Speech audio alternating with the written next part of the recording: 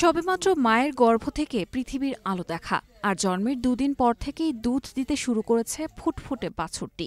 একদিন কিংবা 2 দিন নয়, জন্মের পর টানা 20 দিন ধরে নিয়মিত দুধ দিচ্ছে এটি। জন্মের পর বাছুরটি ছিল একেবারেই স্বাভাবিক, কিন্তু হঠাৎ করেই দেখা যায় বাছুরটির স্তন ফুলে উঠেছে এবং সেখান থেকে দুধ বের হচ্ছে। এমন বিস্ময়কর ঘটনাটি ঘটেছে কিশোরগঞ্জের করিমগঞ্জ উপজেলার গুজাদিয়া ইউনিয়নের চরকরণশী গ্রামের খামারি হারুনুর রশিদের খামারে। খামারি জানান, জন্মের পর বাছুরটি সামান্য পরিমাণ দুধ দিতে থাকে। এখন দৈনিক প্রায় আধা কেজি করে দুধ পাওয়া যাচ্ছে। দুধের রং এবং স্বাদ স্বাভাবিক বলে জানান তিনি। দেখলাম যে এটা আর শুয়ে রয়েছে, আপনি নিচে আপনার দুধ, টাটকা দুধ। তখন আমার একটা কৌতূহল ছিল যে এটা কেমনে হয়, এটা দুধ কেন টাটকা দুধ। তো আমি মনে করলাম যে এটা কি পেট লিক হয়েছে কিনা। পরে আর ছোটো বাছুর, এটা তো আর বানেতে দুধ দেওয়ার কথা না। পরে আমার চাচার কাছে জিজ্ঞেস করলাম যে এই ঘটনা বললাম, তো বলতেছে যে তুমি উটটা দেখো এটা। পরে আমি আইসা তাৎক্ষণিকভাবে দেখলাম যে উট তো বড় এবং লাল হয়ে গেছে। ওটা হালকা একটু চাপ দিয়েছি, এমনি তো দুধ বাড়িতেছে ওরে। এদিকে এই ঘটনায় ইতোমধ্যে এলাকায় ব্যাপক চাঞ্চল্যের সৃষ্টি হয়েছে। প্রতিদিনই হারুনুর রশিদের খামারে আশেপাশের গ্রাম থেকে অসংখ্য মানুষ ছুটে আসছেন শুধু এই বিরল দৃশ্য এক নজর দেখার জন্য। স্থানীয়রা বলছেন, এমন ঘটনা তারা আগে কখনো শোনেননি। অনেকে এটিকে অলৌকিক ঘটনা হিসেবেও দেখছেন। আসলে এটা দেখার জন্য আমি ঢাকা থেকে চলে আসছি, শুধু দেখার জন্য। আসলে আমরা সবাই অনেক খুশি।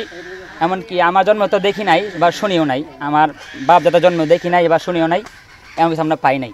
আমার বয়সে বা আমরা বাপসা ছাড়া বয়সে বাছুরে যে দুধ এরকম নজির আর কোনো হইছে না। আর এটা আল্লাহর একটা রহমত। এই হারুনের ভাইয়ের কাছে এটা একটা আল্লাহর রহমত করছে, এটি হলো বড়। আর এইরকম ঘটনা বাংলাদেশে আর কোনো আমরা শুনছি না, বাপসা ছাড়াও শুনছে না। বাছুর যখন শুয়ে রয়েছে, শুয়ে তারপরে কিন্তু দুধ আমরা ফোটা পরে তখন কিন্তু আমার বাতিদের খবর হয়েছে। তখন আমরা ডাক দিতে দেখলাম যে স্বাভাবিকভাবে দুধ আসে। এটা আপনার বড় ডাক্তার আইছে, ডাক্তারে পরীক্ষা নিরীক্ষা করছে, করার পরে দেখা গেছে এটা স্বাভাবিক দুধ। কিন্তু এরকম ঘটনা আমরা জীবনেও দেখি নাই। বিষয়টি অস্বাভাবিক বলে মনে করছেন প্রাণী সম্পদ বিভাগের লোকজনও। হরমোনজনিত পরিবর্তনের কারণে এমনটি হতে পারে বলে মনে করছেন উপজেলা প্রাণী সম্পদ কর্মকর্তা। এই বাছুরের দুধ পানে কোনো সমস্যা নেই বলেও মনে করেন এই কর্মকর্তা। সায়েন্স অনুযায়ী যেটা ওই মিল্ক লেট ডাউনের জন্য যে সমস্ত হরমোনগুলো দায়ী, ওই গাভীর উলানে যে হরমোনের কারণে দুধগুলার আসে, বিশেষ করে প্রোলাকটিন একটা হরমোন আছে, এই হরমোনের কারণে সাধারণত দুধ নির্গত হয়।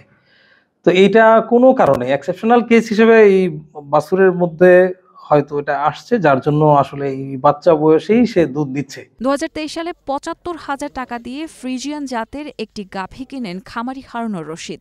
এই গাভীর গর্ভে জন্ম নেওয়া প্রথম বাছুর এটি। বাছুরের পুষ্টির জন্য বর্তমানে গাভীর দুধ সংগ্রহ বন্ধ রেখেছেন খামারি হারুনুর রশিদ।